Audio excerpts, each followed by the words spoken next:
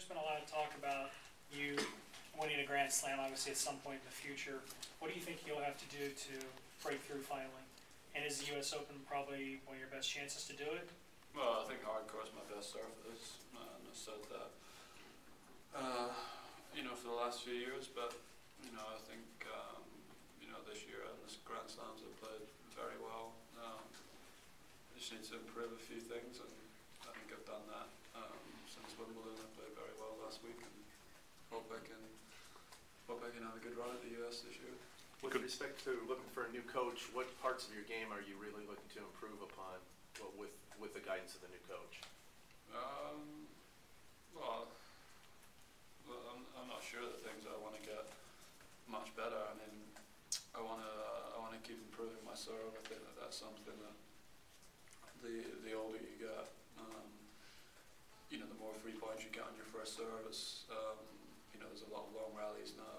Everyone's very good from the back of the court, and you need to find ways of shortening points and being able to win quick points, and that's something that I'll be looking for. Do you think Roger Federer's game has changed any from last year, this year? Is it easier to beat this year? No, I think he's always very tough to beat. I just think it's because of how good he was in every tournament 3 or 4 years ago, and it's just very difficult to be that consistent throughout your whole career. So I think it's normal that he's lost a little bit more the last few years, but he's still been playing very, very well in Grand Slams, and I'm sure that's what his goals are for the year, to make sure he plays his best there. In lieu of having an official coach, can you talk about the role your mom has been playing in your coaching and your preparation for matches? Obviously, it seemed like she played a role in your win last week in Toronto.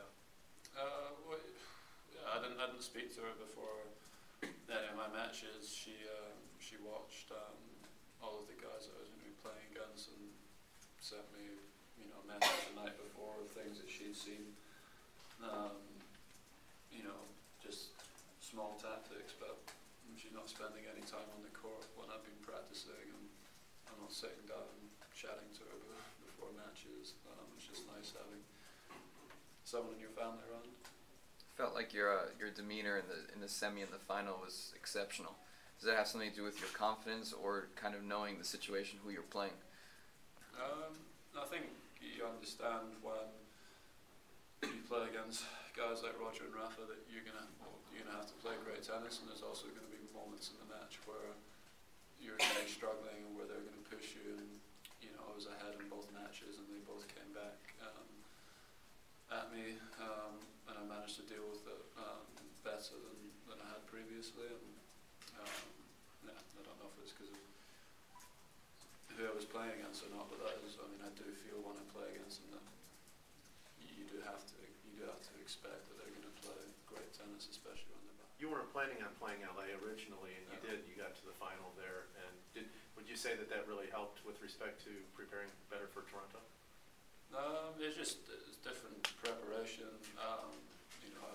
The last few years I've played well in Canada, and I'd spent the time training in Miami for sort of 3-4 weeks beforehand. So in terms of match fitness, would have definitely helped playing more matches.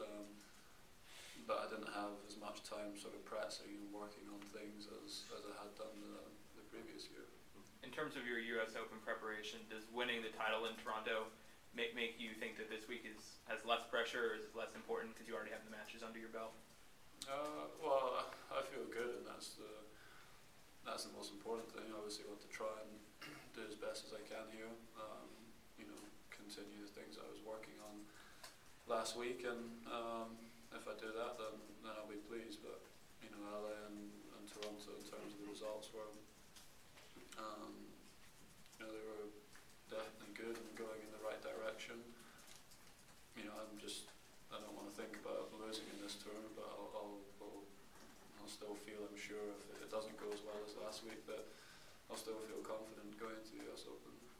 Andy, this is the last year the Western and Southern is going to be a 2-week event with the women first, the men second. Next year it's 8 straight days with both men and women here. Do you have a preference for which tournament's better for you as a player, and kind of the feel of having more people here or less? Does that affect you at all? No, I don't think